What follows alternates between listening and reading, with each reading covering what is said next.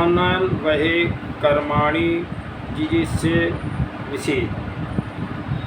ये ईशावास्यमिदं सर्वम, ये यजुर्वेद का श्लोक है। आज जो मैं वीडियो बनाऊंगा, आज की वीडियो बनेगी श्री कृष्ण जी का जन्म और कंस का अत्याचार। आज ये विषय रहेगा। तो देखिए, श्री कृष्ण महाराज की गीता, अथवा सच पूछे तो द्वैपायन कृष्ण द्वारा वर्णे और कृष्ण की गीता रूप में उपनिषद विचार इस उल्टी भक्ति की समोचना समलोच्छेद करने के लिए ही प्रकट किए गए हैं। भक्ति का उद्देश्य है कि मनुष्य अपने आपे को इस प्रकार समझे कि मानो वह एक मजदूर है, और यदि उसने अपने काम में सुस्ती की तो वह अपने स्वामी से चोरी करके कहीं बचकर जा नहीं सकता। तो देखिए, हमारा जगत का स्वामी परमपिता परमात्मा है। अगर हम गलत काम करते हैं तो परमात्मा हमें देख रहा है, कहीं जा नहीं सकते। फिर उसे विश्राम भी करना है, परंतु वह विश्राम भी मजदूरी का अंग है। तो इधर स्वामी ऐसा है जो उसको मजदूरी का समस्त फल उसे दे ही देता है, तो अपने पास कुछ नहीं रखता।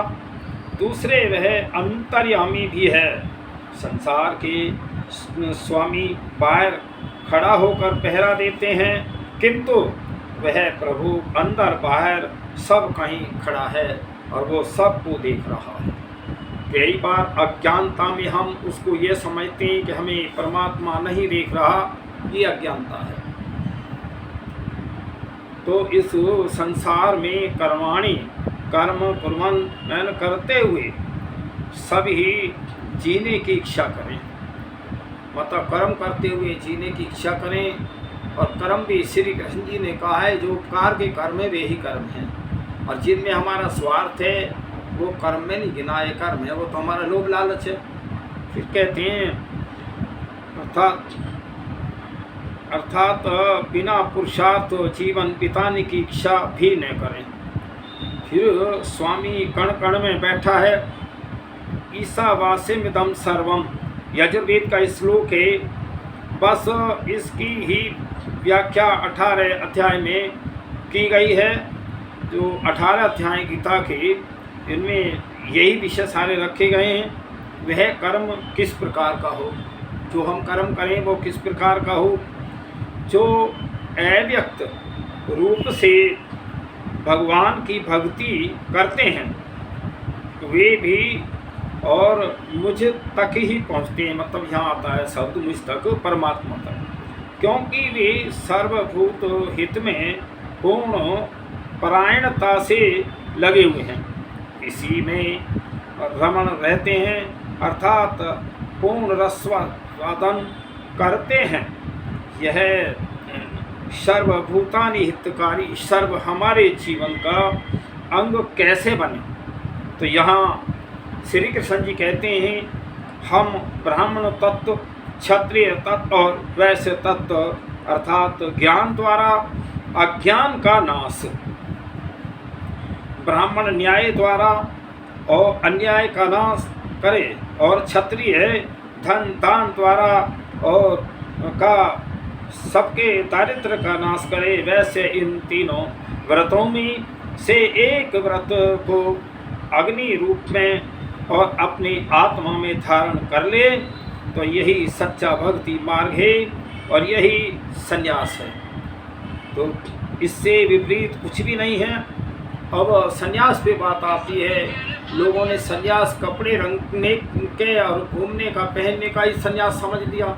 संन्यास नाम है ज्ञान का, पर प्रभु भक्ति का, प्रभु भक्ति तक हम पहुंच जाएं। अब हमने संन्यास लिया है, अब हम सारे काम से ग्रस्त के निवृत्त होकर के परमात्मा की शरण में जाएं। फिर आता है केवल प्रतीक रूप अग्नि अथवा लोक समक्ष दीक्षा और मंत्र उच्चारण करना, नित्य अग्निहोत्र करना पर्याप्त नहीं है। इसको भी जो है श्री कृष्ण जी कह रहे हैं कि हम रोज हवन भी करते हैं, सब कुछ करते हैं, ये भी पर्याप्त नहीं है। फिर कहते हैं उस व्रत के अनुकूल आचरण भी करना क्रियाहीन अग्नि प्रतीक मात्र है, उपयोगिकता कुछ नहीं।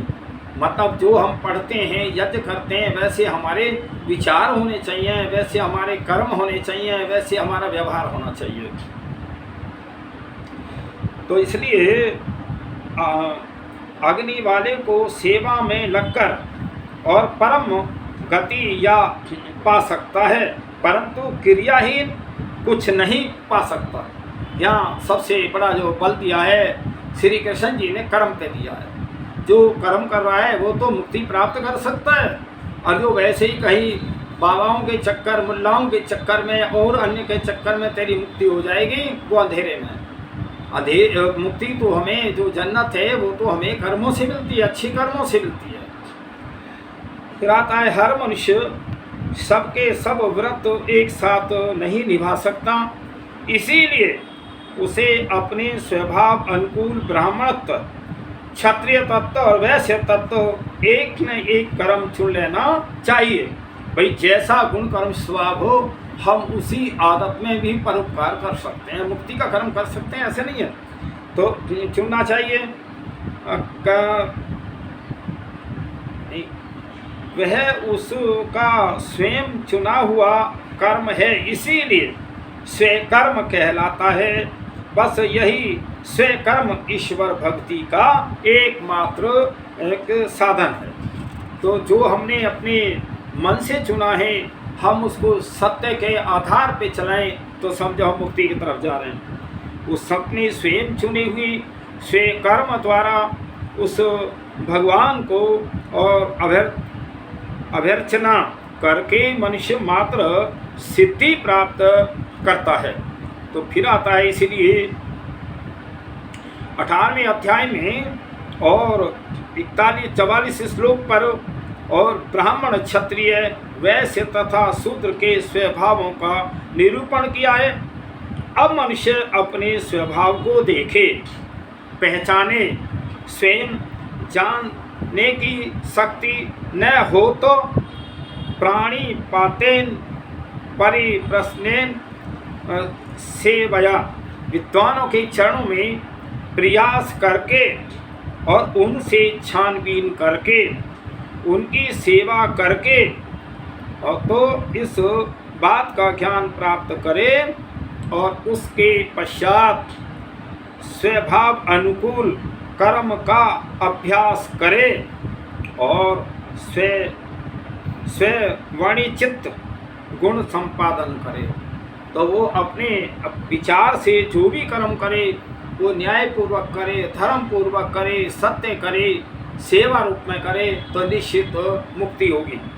इसीलिए कहा है, हे अर्जुन, इस युग में गुण कर्मानुसार चतुर्वर्ण नष्ट हो गया है।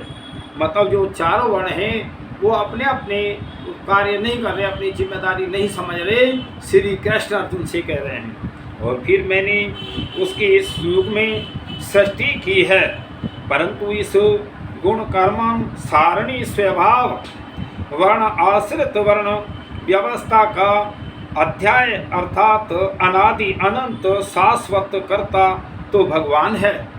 देखिए, कर्म जो हम करते हैं भगवान उसी का फल देता है, न अधिक देता न कम देता है। तो जिसने पुरुष सूक्त में इसका उद्देश्य किया है, इसीलिए मुझे इसका शाश्वत कर्ता ने समझ लेना। अहो सत्य परायणता, अहो विनम्रता, ये गीता में के श्लोकों में है। तो यहाँ कहते हैं, हे अर्जुन, यह स्वकर्मणा सेवक रूप में सदा मानने उपस्थित रहकर प्रभु को पूजा, अभी अर्चना कोई और क्षमा साध्य हंसी खेल नहीं है। प्रथम तो असुरी भावनाओं से अभिभूत लोग और सर्वभूत हित में प्रवृत्ति ही नहीं है। होते कहते हैं, मुझे क्या मैंने कोई संसार की भलाई का ठेका दिया है। कुछ लोगों की ऐसी भावनाएं हैं। तो यहाँ श्री कृष्ण जी कैसे हैं, कोई मननशील मनुष्य ही इस ओर झुकते हैं और फिर वे भी मनन तक ही रह जाते हैं, यतन कुछ नहीं करते। कुछ अपने मन में ही विचार करते हैं, कुछ अपना स्वभाव तो कर लिया कि भाई मैं कोई पाप नहीं कर रहा, लेकिन उपकार नहीं कर रहे। तो ये सारी गलतियाँ इसी पे श्री कृष्ण जी पूरी गीता ही है। तो फिर कहते हैं श्री कृष्ण जी, मननशीलों में से भी सहस्रों में कोई सिद्धि के लिए यत्न करता है, और यत्न करने वाले सिद्धों में भी कोई बिरला ही पूर्णतया तत्व जान पाता है। मतलब जो यत्न करते करते ही बहुत कम लोगों को जो है उसका वो पूरा ज्ञान मिलता है। फिर कहते हैं श्री कृष्ण जी कह रहे हैं गीता में यत्न किस प्रकार का, तो स्वकर्म विपरीत आचरणों से निरंतर विरक्ति तथा अनुकूल आचरणों का निरंतर अभ्यास होने से सिद्धि मिलती है कि हम बुराइयों को छोड़ें, अच्छे कार्यों को करते जाएं। अब है भी एक आध दिन नहीं, ये एक आध दिन नहीं।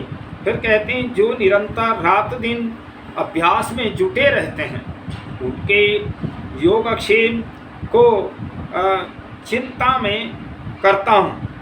जो उनके योगक्षेम की चिंता मैं करता हूँ, ऐसा परमात्मा मनुष्यों को उपदेश देते हैं। तो उनके भाई भलाई के काम आत्मा में बल परमात्मा देते हैं जो अच्छे कर्म करते हैं। फिर सिद्धि भी तत्क्षण नहीं होती। योग साधन करने वाला समय पाकर सच्चे ज्ञान को अपने अंदर ही पा लेता है। भाई ज्ञान तो हमें आत्मा में है, और ईश्वर का जो ज्ञान हमें मिलता है वो भी आत्मा में मिलती है, ईश्वर का दर्शन भी आत्मा में होता है। फिर क्या यह रहस्य कितना है, तो जन्म जन्मांतर तक साधन करता हुआ पुरुष और सिद्ध होकर परम गति को प्राप्त होता है। हम अनंत काल से अगर इसी लाइन पे लगे रहें और अब भी करते रहें तो वास्तव में सिद्धि प्राप्त हो जाएगी। सिद्धि का मतलब मोक्ष प्राप्त हो जाएगा। फिर आता है यह है मनुष्य की परम कल्याणकारी भक्ति। ये श्री कृष्ण जी इसको भक्ति कहते हैं। और आज भाई भक्ति के नाम पे पूरे संसार में एक ठग विद्या है, भक्ति नहीं है। तो जो वेद को ही नहीं जानते, वेद पढ़ाई नहीं, वेद का ज्ञान नहीं जानते, तो वो भक्त भी नहीं है, वो एक तरह अधूरी भक्ति है। श्रीमद् भागवत के और अजामिलोपाख्यान को देखिए, वहाँ किसको जन्म जन्मांतर की साधना, वहाँ तो पुत्र का नाम नारायण रख दिया, बस हो गया कल्याण, कोई संदेह न रहे। इसीलिए स्पष्ट शब्दों में घोषणा की गई है। तो इसकी स्पष्ट शब्दों में घोषणा करते हैं। श्री कृष्ण जी कह रहे हैं संकेत में, उपहास में, तान और पलटों में, प्रमत्त प्रलाप में किसी प्रकार भी मुरारी का नाम मुख से निकल जाए, बस वह सबके सब पापों का नाश करने वाला है, ऐसा विद्वान जानते हैं। यह मुरारी जो शब्द आया है परमपिता परमात्मा का नाम है। फिर कहते हैं कृष्ण, श्री कृष्ण कहते हैं सच्चे कर्मयोगी और प्रभु भक्त थे श्री कृष्ण जी। महाभारत में जहाँ भी उचित अवसर आया वे संध्या उपासना में लीन हो गए और कहीं नहीं चुके। एक दृष्टांत पर्याप्त होगा। और श्री कृष्ण शांति दूत बनकर और दुर्योधन के पास पहुँचे, और वहाँ पहुँचकर तो देखिए फिर वहाँ पहुँचकर जो रथ से उतरकर स्नान आदि से शुद्ध होकर और घोड़े खोलने का आदेश देकर कृष्ण संध्या में बैठ गए। और उन्हें किसी फल में आसक्ति नहीं थी। क्षत्रियोचित कार्य का चुनाव उन्होंने स्वयं किया और मिथ्या अभिमानी उन्हें ग्वाला कहकर घृणा करते थे। परंतु भीष्म सरी के विद्वान ने राजसूय यज्ञ में अर्धदान का अधिकारी समझा शिशुपाल, मिथ्या कुल अभिमानी सी मैं गालियां देता रहा। देखिए कितने तपस्वी थे श्री कृष्ण जी। जब कौरव और पांडवों की सभा थी तो उस सभा में उनको मध्यस्थ किया गया था। तो द्वारका से चल करके श्री कृष्ण जी जब सभा में आते हैं तो सभा में आते हैं तो पहले ही दुर्योधन हस्तिनापुर में सभा। तो जब दुर्योधन पहले से भीष्म पितामह से विचार कर रहा था कि दादा अगर हम उनको 1000 रथ सोने से मढ़े हुए श्री कृष्ण जी को दे देंगे तो वो हमारे मध्य में हमारे पक्ष में बहुत बात करेंगे, न्याय करेंगे। तो वहाँ भीष्म जी कहते हैं कि श्री कृष्ण जी लोभ में आने वाले नहीं हैं, वो सत्य ही कहेंगे। खैर सभा होती रही और सभा होते होते दुर्योधन माना नहीं और वहाँ श्री कृष्ण जी चल दिए। दुर्योधन कहता ही रह गया कि मैंने आपको 36 प्रकार का भोजन बनवाया है, आप भोजन करके जाएं।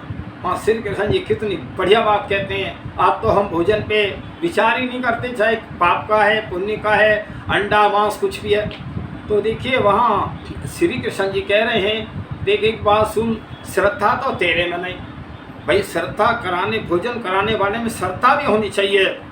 और देखिए श्रद्धा तो तेरे में नहीं, प्राण मेरे नहीं निकल रहे। फिर कहते हैं कि अगर कहीं हमारे प्राण निकल रहे हों उस समय पे जैसा मिल जाए वैसा खा लो, लेकिन श्रद्धा भाव का होना चाहिए। और वहाँ से जा कर के फिर विदुर की कुटिया पे जा कर के वहाँ भोजन और विश्राम किया। देखिए दूसरे कितने महातपस्वी योगीराज थे कृष्ण। जिस समय उसमें कौरव और पांडवों में अपना भवन बनवाया लाक्षागृह और उसमें यज्ञ रखा, सारे विश्व के राजा आए थे और सारे विश्व के राजा आए तो सबसे जो बड़ा सम्मान भीष्म पितामह ने श्री कृष्ण को दिया। सबके अर्धे दान कराना अर्धपान कराने का काम श्री कृष्ण जी ने दिया। और उस समय जो शिशुपाल चिढ़ गया, बोला क्या आप होते तो अच्छे थे, आप उम्र में ज़्यादा हैं। तो वहाँ भीष्म पितामह कहते हैं आज मुझे संसार में श्री कृष्ण से अति उच्च विद्वान और सारे उसको राष्ट्र को दिशा देने वाला कोई दिखाई नहीं दे रहा। या महर्षि देव दयानंद भी कहते हैं श्री कृष्ण जी जो है आप तो पुरुषों में थे, उन्होंने कोई अपने जीवन में पाप नहीं किया। और आज का जो समाज है कहीं जो है वो अनेकों उनकी प्रेमिकाएं कहीं कुछ इतना खराब कर दिया श्री कृष्ण के जीवन को जो सोच ही नहीं सकते। जो इतने आप तक पुरुष विद्वान थे, आज हम कहाँ जाएं बताओ। इस तरह जो है इन सारी कुप्रथाओं पर रोक लगना चाहिए, इनको जो है दंडित भी किया जाए जो ऐसे महापुरुषों के जीवन को बिगाड़ रहे हैं, कलंकित कर रहे हैं, जिनको जीवन बनाते बल्कि कई जन्म बीत जाते हैं, कई अनेक जन्मों का भी तप होता है, तब आके इतनी समझ आती है। और फिर इस जीवन में भी कितना तप। तो मैं ये बताना चाहता हूँ तो हमने एक शब्द मिथ्या कुल अभिमान का प्रयोग किया है। यहाँ इस पर थोड़ा विचार कर लेना चाहिए, अप्रासंगिक न होगा। और कुल अभिमान स्वयं कुछ बुरी वस्तु नहीं है, परंतु मनुष्य को अभिमान करना तो आना चाहिए। अभिमान जब भूतकाल का रूप धारण करता है तो सर्वनाश का कारण होता है, और जब वह भविष्य काल का अपना अथवा लक्ष्य प्राप्ति का रूप धारण करता है तो वह परम हितकारी होता है। एक तो जो है मैं अभिमान आ जाए दूसरों को अत्याचार करें, एक हम जब स्वयं शक्ति है इतनी तो हम संसार का कल्याण करें, दो रूप हैं।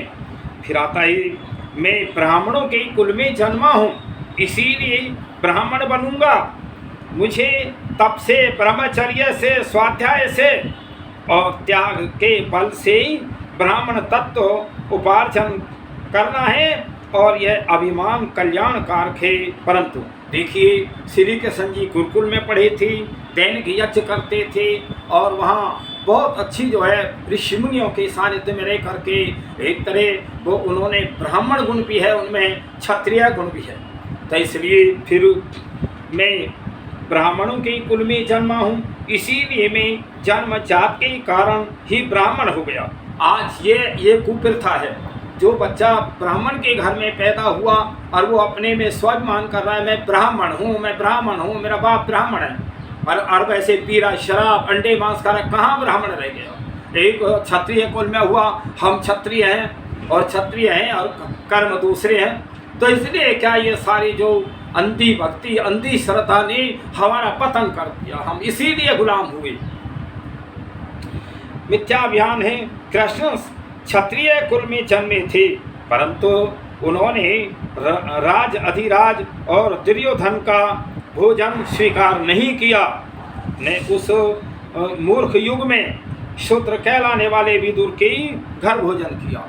तो देखिए, ये थी हमारी जो प्राचीन मर्यादा थी, आर्य मर्यादा, और उसमें उस समय हम जन्मजात से कोई वो नहीं माना जाता था, कर्म से ब्राह्मण क्षत्रिय बनते थे। और आज तो ठप्पा जो जिसका माँ और बाप ब्राह्मण है, वो ब्राह्मण जो क्षत्रिय है क्षत्रिय, ये इस प्रकार हो गया। ये सारा फिर हमने कोशिश करने की जरूरत क्या है पढ़ने की कि हम ब्राह्मण बने, हम तो ब्राह्मण हैं ही। ये सारी कुप्रथाएं हैं, ये विचारधाराएं गलत हैं। तो फिर किया उन्होंने स्वभाव अनुसार क्षत्रिय तत्व का मार्ग चुना और उनका वर्ण था।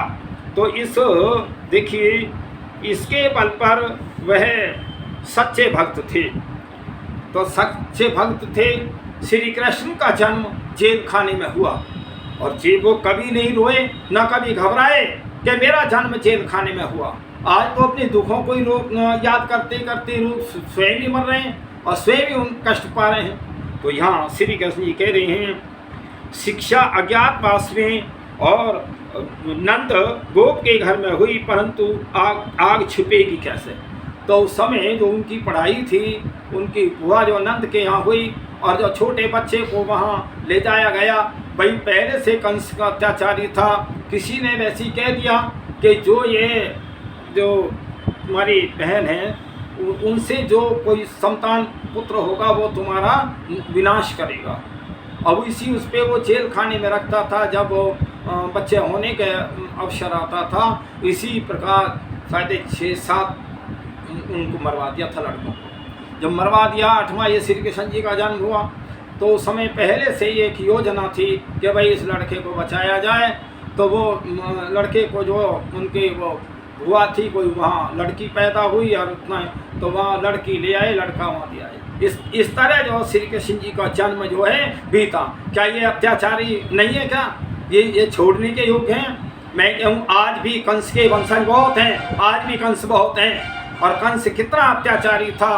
कंस जो है गायन को मरवा रहा था, ब्राह्मणों को मरवा रहा था। अरे ब्राह्मण तो उस समय तो वेद पाठी थे, ब्राह्मण ही है जो सबको ज्ञान देने वाला है। जितना ये टीचर है, जितना ये सब ब्राह्मण वर्ग में आता है जो शिक्षा का कार्य करते हैं। इसलिए विचार करो, तो कंस भारत में गाय की हत्या और आदि प्रवक्ता था। ससुराल में नरबलि होती थी, और जरासंध ने 100 राजाओं का सिर काटकर और शिव जी पर चढ़ाने का व्रत लिया था। 86 राजा इकट्ठे भी कर लिए थे, परंतु उसे क्या पता था कि क्षत्रिय शिरोमणि कृष्ण जरासंध को मारकर उनका उद्धार करेगा। तो इस प्रकार उसने ये तय कर रखा था कि जब 100 राजाओं के शिर हो जाएंगे, तब मैं सबके 100 राजा इकट्ठे हो जाएंगे, तब 100 का सिर कलम करूँगा। अभी 86 राजाओं के तो जो उसने कैद में रख रखे, 14 और की तलाश थी। तो जब इतना अत्याचार बढ़ रहा था, तो कंस के मंत्री कहते हैं कि हे राजन, देव यज्ञों के सहारे जीते हैं और यज्ञ गाय और ब्राह्मण के सहारे, इसीलिए सब उपायों से सत्यवादी ब्राह्मण और गाय इन दोनों को मारे। आज भी यही हो रहा है, आज भी कंस के वंशज बहुत हैं, ऐसा नहीं है। फिर इस गौ हत्या का सबसे अधिक प्रभाव और निश्चित रूप से गोपालों पर पड़ा। इनमें एक गोपाल रायण नाम का था और बड़ा बुद्धिमान था। उसने विद्रोह का बीज बोया। राधा नाम की एक गुप्त मंडली बनी, जो प्रत्यक्ष में तो नाच गान गाकर और प्रभु आराधना करती थी। देखिए आज इतिहास कितना उल्टा हो गया। जो राधा नाम की मंडली बनी थी वो नौजवान इकट्ठे होते थे, और नौजवान इकट्ठे होते तो उसमें रायणा कहते थे कि भाई ये कंस जो गायन को मरवा रहा, ब्राह्मणों को मरवा रहा है, इसको जो है कैसे मरवाया जाए। इस तरह की वहाँ प्लानिंग होती थी। जब रायणा की मृत्यु के बाद जब वो सभा में श्री कृष्ण जी भी जाया करते थे, और श्री कृष्ण जी अपने में भाई बहुत होनहार बड़े तपस्वी जीवन था, तो फिर परंतु वास्तव में कंस के विरुद्ध विद्रोह की तैयारी करते थे। बालक कृष्ण भी इस मंडली में जाते आते थे, क्योंकि यह रायणा कृष्ण के मामा होता था, माता यशोदा का रिश्ते में भाई था। तो इसलिए ये श्री कृष्ण का रायणा मामा था। तो उस मंडली में जो है बचपन में ये जाया करते थे, इन पर संस्कार पड़ गए। जब मामा की मृत्यु होगी रायणा की, तो यद्यपि कृष्ण की आयु छोटी थी, परंतु इनकी विलक्षण प्रतिभा देखकर और रायण मरते समय इस मंडली का नेतृत्व कृष्ण को सौंप गए। तो उस मंडली के जो रायणा नाम की मंडली थी और राधा नाम की, उसको अध्यक्ष कृष्ण जी को बनाया। और आज कैसी कुप्रथाएं कि वो तो मामा के घर वाली थी। बताओ कितना अत्याचार किया है, तभी तो हम आज ये देख रहे हैं कितना अत्याचार हो रहा सारे विश्व के अंदर। ये केवल वेदों को न जानने से, प्राचीन इतिहासों पे न चलने से, हमारे महापुरुषों के पद चिन्हों पे न चलने के कारण हो रहा है। ये दुनिया वालों तुम समझो श्री कृष्ण क्या थे। तो देखिए इस रायणा मरते समय इस मंडली का नेतृत्व कृष्ण को सौंप गया। इस घटना की ब्रह्म वैवर्त पुराण में जो दुर्दशा की गई है उसे पढ़कर सिर लज्जा से झुक जाता है। कितनी बेइज्जती के साथ में कि वो तो राधिका नाम की वो प्रेमिकाएं अरबों थी, उनमें रासलीला होती थी। रास एक मनोरंजन शब्द में वो नौजवानों का होता था। तो तब उसमें जो कंस का अत्याचार था उस पर नौजवानों विचार दिया जाता था कि भी इसका कैसे अंत हो। तो फिर पता नहीं, तो हाँ चुप जाता है, लगता है कहाँ मुख दिखाएं। तो इस मंडली का कीर्तन सारे कंस राज में फैला, और कंस की प्रति विद्रोही सब नर नारी इस राधा मंडली में सम्मिलित हुए। तो देखिए राधा नाम की मंडली थी, उसमें सब सम्मिलित हुए, सबका एक सा वेश, एक जैसी ड्रेस थी। तो सब नरों का एक वेश, सब नारियों का एक वेश, और नियत तिथि और घर नियत तिथि पर सब वृंदावन की रेती पर इकट्ठे हुए सैनिक नियमानुसार और डंका बजाते ही, और जो जिस अवस्था में था और सब काम छोड़कर अपने स्थान पर पहुंच गए। तो एक वो वृंदावन की रेती पे जमुना के किनारे मेला लगता था, उसमें हर मेले को कंस लगवाता था और कंस आता था। तो उस समय कंस को कुछ संदेह भी हुआ। उसने आक्रूर को पता लगाने भेजा था, परंतु वहाँ तो सारा राष्ट्र विद्रोह के लिए तैयार बैठा था। देखिए ऐसे होते हैं शासक, धार्मिक, वीर, क्षत्रिय, और जहाँ अत्याचार हो उसके सामने जो है क्षत्रिय आए, उसका नाम ही क्षत्रिय है, ऐसा नहीं है। तो इसलिए रास हुआ। पहले तो मनोरंजन किया। रास किसे कहते हैं? रास शब्द रस से बना है, और सो पहले रस बना है। यह समझ लें कि यह शब्द रस शब्दे इस भवादि गण की धातु से बना है। और जब कोई मनोवेग इतना प्रबल हो उठे कि वह चुप नहीं रह सके, तो वह चिल्ला उठे, तो तब वह रस हो जाता है। सो उस रस वालों का सम्मिलित गाना रास है। तो एक स्वर में सारे नौजवान विचार करते बोलते थे। तो एक तरह वो नौजवानों का संगठन था जो श्री कृष्ण जी ने किया। फिर वह ऊपर से तो और श्रृंगार रस भक्ति रस था, और नहीं तो कंस सोया कैसे रहता। परंतु वास्तव में वीर रस था और सब एक ही रंग में रंगे थे। कंस कुश्तियों का शौकीन था। तो सब एक रंग में रंगे थे। कंस कुश्तियों का शौकीन था। हर वर्ष और इसके अखाड़े में कुश्तियाँ होती थीं। एक कोने में नाकेबंदी थी और वृंदावन में विशाल स्वयंसेवक सेना तैयार खड़ी थी। परंतु बाहरी संगठन जब तक अखाड़े में छलांग मारकर कृष्ण कंस की छाती पर सवार नहीं हो गए तो किसी को हवा तक न लगी। देखिए आज क्या है, आज जो हम कार्य करते हैं पहले उसका ढोल फूक पीटते हैं, हम ये करेंगे वो करेंगे, वो प्लानिंग जो पहले ही फेल हो जाती है। तो कितनी बड़ी प्लानिंग बना करके कंस का राज्य था अत्याचारी का, और उसको जो समाप्त करने के लिए गुप्त रूप से प्रेरणा बनाई। फिर तो उस समय तो सिर का नहीं, कंस का सिर काट लिया गया, परंतु किसी ने उंगली तक नहीं हिलाई थी, कोई बोला ही नहीं। भाई सारी जनता और सारा राज्य उस कंस से परेशान था। तो क्या कम समझ रहे हो, जो उस समय तो गाय की बहुत मान्यता थी, और श्री कृष्ण जी के भी जो नंद शब्द लगता है ना, 1,00,000 गायें थी। बड़े कमाल का था भारतवर्ष। आज हम कितने, आज तो घरों में गायें नहीं है, और गाय भी है तो भी कसाईयों ने मांस काट करके खा लिया। क्या यही भारतवर्ष है? यही ऋषियों की भूमि है? यही आर्यों की भूमि है? विचार करो हम कहाँ जा रहे हैं। ये थोड़े जीवन के लिए पाप मत करो, आगे भी जियो और जीने दो। तो फिर कृष्ण बोले, जब सब लोग हाथ जोड़ के खड़े हो गए कि आप ही हमारे राजा होंगे, सारी प्रजा हाथ जोड़े खड़ी हुई थी। आपने कंस के अत्याचारों से हमारी रक्षा की है, और अब राज भी आप ही संभालेंगे। कृष्ण बोले, राज तो नाना जी संभालेंगे। ये कंस जो था श्री कृष्ण का मामा था, और जो वो इनके जो नाना थे वो संभालेंगे राज। हम खोया हुआ राज लेने जा रहे हैं।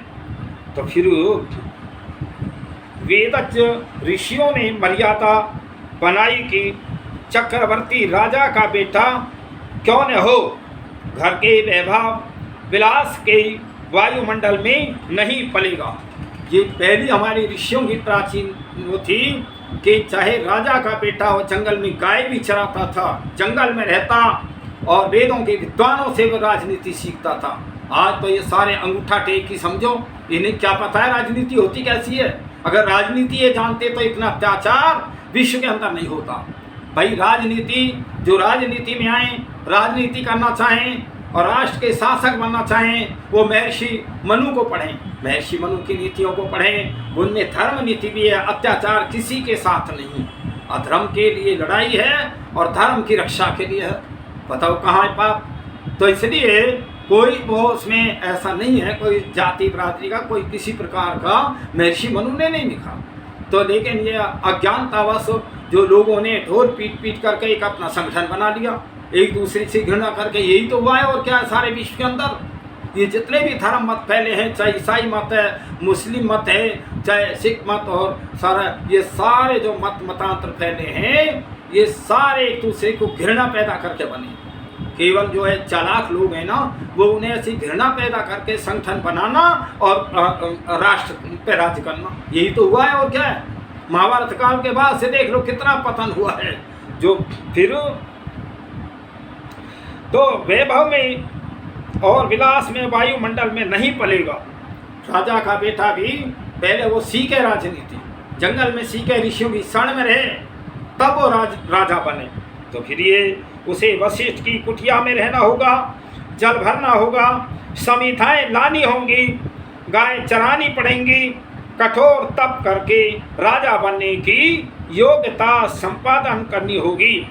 अयोग्य होगा तो असमंजस असमंज की तरह और न केवल राज अधिकार से वंचित होगा, अपितु निर्वाचन दंड पाएगा। देखिए बहुत सारे ऐसे हैं जो साधारण किस्म के उन्होंने अच्छे अच्छे राजाओं को जो है परास्त किया। जैसे वो चाणक्य ऋषि में आता है, चाणक्य ऋषि थे। खैर वो मैं अगर एक चर्चा करूं तो बहुत वो चाणक्य ऋषि मंत्री थे।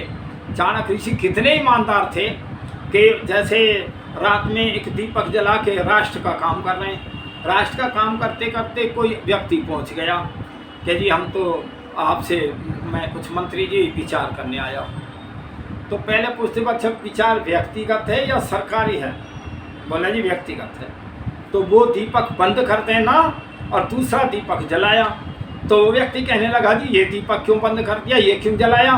बोले इसमें जो है राष्ट्र का तेल था और ये मेरा निजी है, आप निजी कार्य से आए हैं। ऐसे होते हैं शासक। आज तो सारे बेईमान बैठे हैं और इनको क्या कहें, लुटेरे हैं ये सब। सारे देश को लूट रहे हैं, दुनिया को लूट रहे हैं और गरीबों का खून चूस रहे हैं। क्या ये शासक के योग्य हैं? विचार करो। हम अपने पूर्वज हैं, हमारे जो वो श्री कृष्ण बहुत अच्छे नेता थे, बड़े विद्वान थे, धार्मिक थे, तपस्वी थे, उनसे प्रेरणा लें। फिर आता है राम और भरत इसी शिक्षा पद्धति से पले और पढ़े हुए, इसीलिए दोनों ने राजमुकुट को ठोकर मारी। जब पिता की आज्ञा से राम वन को चले गए 14 वर्ष के लिए और वहाँ भरत मनाने के लिए जाते हैं, भैया आप बड़े हो, आपका अधिकार है, पिताजी ने आपको राजा चुना है। तो राम ने पिता की आज्ञा है, मैं अब 14 वर्ष में अब आया। तो देखिए वो जो चक्रवर्ती शासक था, ये नहीं है ये छोटा मोटा भारत का या चीन का या जापान पाकिस्तान का, ऐसा नहीं था, सारा विश्व का राज था उस समय। तो उस समय जब विश्व का राज था तो राम ने मने कर दिया कि पिताजी की आज्ञा है, मैं राज ग्रहण नहीं करूँगा।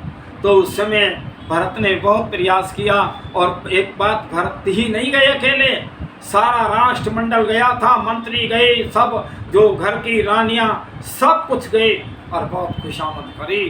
तो तब भी उन्होंने राज स्वीकार नहीं किया और राज को स्वीकार भरत ने भी नहीं किया। तो उस समय उनके वो ला कर के जूते खड़ामू और तब राज के सिंहासन पर रखा। ये भारत की वो एक तरह भारत की त्याग भावना राज व्यवस्था। तो ऐसे राजा होते थे। आज राजा के ये तो रक्षक नहीं है, भक्षक हो रहे हैं, सारे देश को बर्बाद कर रहे हैं, सारी दुनिया को बर्बाद कर रहे हैं, शस्त्र बना रहे हैं और आप अपना जो कब्जा कर रहे हैं। क्या यही राजनीति है?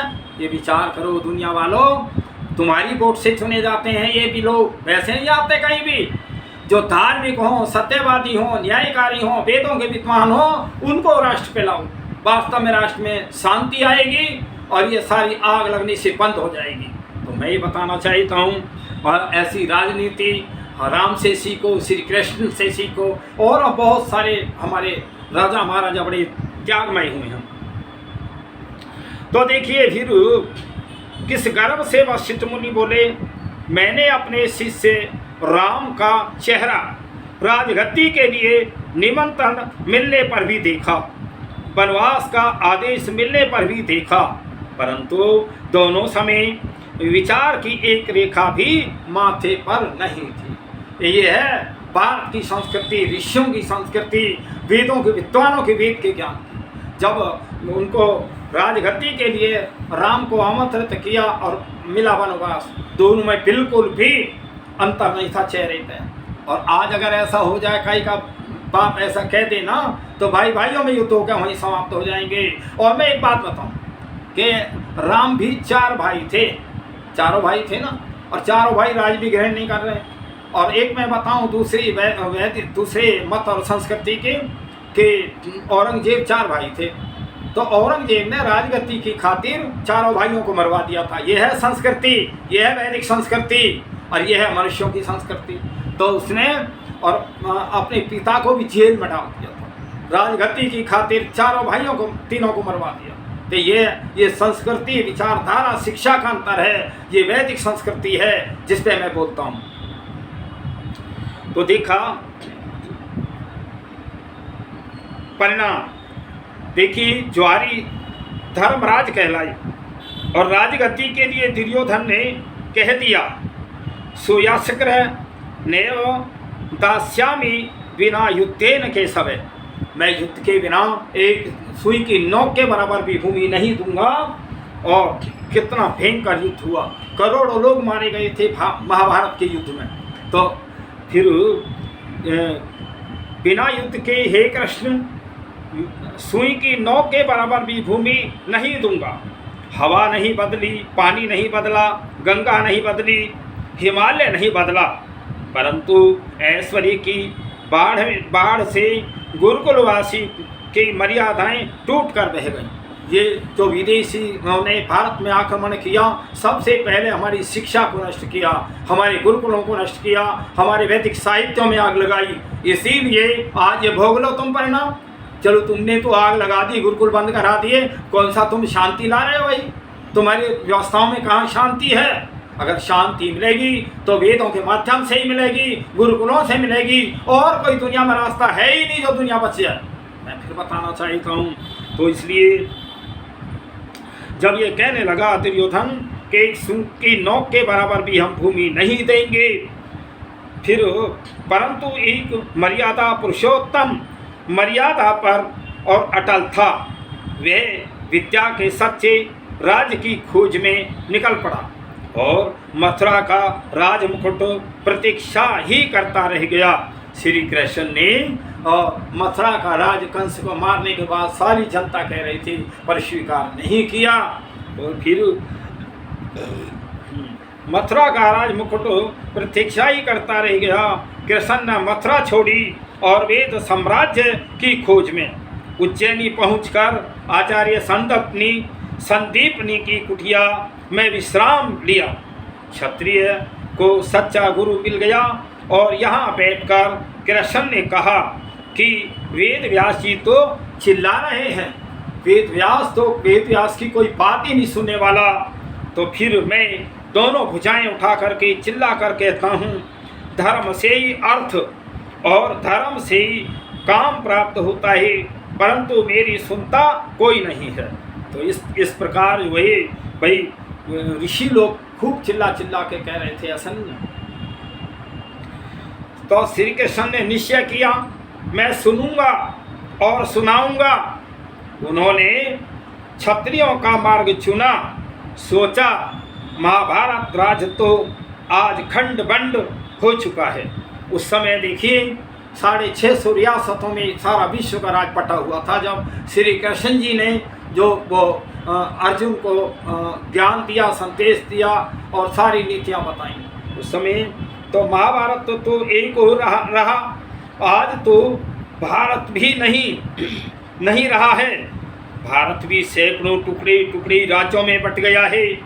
मैं खंड भारत को भारत और भारत को महाभारत फिर से बनाऊंगा और बनाकर रहूंगा। धरती पर धर्म का एक छत्र राज होगा, राजा धार्मिक होगा और सारे विश्व की प्रजा भी धर्मात्मा होगी। यथा राजा तथा प्रजा। उस महापुरुष ने और आचार्य संदीपनी की कुटिया में पहले विद्या का राज्य प्राप्त किया और साथ ही चरित्र का राज्य किया। फिर तो देखिए ये थे श्री कृष्ण जी। उन्होंने उसके बाद में ब्रह्मचर्य की समाप्ति पर वीरोचित मार्ग से रुक्मणी का उद्धार करके और गृहस्थ आश्रम में प्रवेश किया।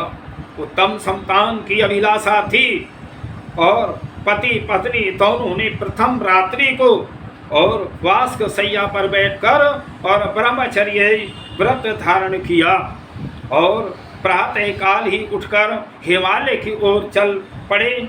जिस स्थान पर आज बद्रीनाथ धाम है, वहाँ 12 वर्ष घोर ब्रह्मचर्य पालन किया। 12वें वर्ष केवल बेर खा करके जीवन बिताया। इसीलिए कृष्ण बद्रीनाथ और वह स्थान बद्रीधाम कहलाया। देखिए कितना गुरुकुल से शिक्षा प्राप्त करने के बाद रुक्मणी से शादी की। फिर रुक्मणी और जो श्री कृष्ण जी दोनों बैठ पे बात करते हैं पहली रात्रि में शादी होने के बाद। तो तब कृष्ण जी कहने लगे, रुक्मणी पता तेरी क्या इच्छा? रुक्मणी कहने लगे, जी जो स्त्रियों की इच्छा है वही मेरी इच्छा है। बोलो बता तो सही, कि मैं आप जैसा पुत्र चाहती हूँ। तो वहाँ श्री कृष्ण जी कहते हैं कि मेरा जैसा पुत्र चाहती है, 12 वर्ष अभी हमें तपस्या ब्रह्मचर्य का पालन करना पड़ेगा। तो 12 वर्ष क्यों रखा श्री कृष्ण जी ने, थोड़ा मैं ये बताना चाहता हूँ। उस समय श्री कृष्ण जी की आयु जो थी 36 वर्ष की थी, और 36 वर्ष माने 48। मनुष्य की पूरी बॉडी पूरा शरीर का विकास 48 वर्ष में होता है, स्त्री जाति का 24 वर्ष में। तो उन्होंने 12 वर्ष इसीलिए रखा। और वहाँ की जो है नियम संयम में बद्रीनाथ पे रह करके ब्रह्मचर्य का पालन करके फल फूल का 1 वर्ष तो वेद खाए। तो इसलिए ये था श्री कृष्ण जी का तप। तो देखिए फिर जो पुत्र हुआ प्रद्युमन, 2 कॉपी थी। श्री कृष्ण जी और प्रद्युमन जी दोनों एक जैसे लगते थे। सभा के अंदर लोग जानते ही नहीं थे कि ये श्री कृष्ण जी है या प्रद्युमन जी है। तो ये थी हमारी ऋषि मुनियों की प्रणाली, ऋषि मुनियों की संस्कृति। उत्तम संतान के लिए हमें व्रत, कठोर व्रत करते थे। तो देखिए मैंने आज ये थोड़ा सा श्री कृष्ण जी का भाई इतिहास रखा है। उनका तो बहुत बड़ी गीता में बहुत बड़ा वो काम है जो उन्होंने महाभारत को, अर्जुन को, पांडवों को जीत दिलाई। मैं सभी से करवत प्रार्थना करता हूँ जो श्री कृष्ण जी हमारे महापुरुष रहे हैं, उनके जीवन को खराब न करके अभद्र तरीका से कहीं रास लीला और कहीं गोलीला करके जो है उनको नचाया कुदाया न जाए। तो ये जो हमारे ऋषि मुनि हैं उन्हीं से हमारी मर्यादाएं बनती हैं, चलती हैं। हम उनके ही जीवन को लांछ लगाएंगे, चरित्र खराब करेंगे तो आखिर हम कहाँ जाएंगे। इसीलिए मैं करवत सभी से प्रार्थना करता हूँ आप जन्माष्टमी खूब मनाएं, श्री कृष्ण जी के गीत गाएं, गीता को पढ़ें और गीता से हम प्रेरणा लें, उन ऋषि मुनियों से प्रेरणा लें। ये बहुत तपस्वी थे। एक तरफ तुम कृष्ण जी को भगवान की जगह उपाधि करते हैं, लेकिन और दूसरी तरफ इतना नरक में ले जाते हैं कि बहुत सारी पत्नियां, रास लीलाएं और वो सारा ये सारा जो है बंद करके श्री कृष्ण जी का जो मैंने जीवन चरित्र बताया उसे कुछ भी नहीं बताया आपको, लेकिन बहुत बड़ा जीवन है। उस पर चर्चाएँ हों, उस पर कथा हों, मंदिरों में सभी में ये हों, राम की कथाएं हों। तो वास्तव में कोई ऐसी दुनिया की ताकत नहीं है कि जो इस आर्यत्व को, हिंदुत्व को कोई भी हमें हरा सके किसी में दुनिया में। क्योंकि इनके अन्य मतांतरों में वो ज्ञान है ही नहीं जो वैदिक ज्ञान हमारे उसमें है। आप उसको बनाए रहें। मैं सभी से करवत प्रार्थना करता हूँ, हे प्रभु सभी की आत्माओं में तुम जो है का कल्याण करो, आत्मज्ञान दो। और हम कहते हैं श्री कृष्ण जैसी आत्माएं फिर आएँ, सारे संसार को जो है वेद का ज्ञान दें, शांति दें। हम इतना ही कह करके मैं सभी को सादर नमस्ते करता हूँ। मैं प्रार्थना करता हूँ अपने विचारों में परिवर्तन लाएं, श्री कृष्ण को समझें। ओम शम।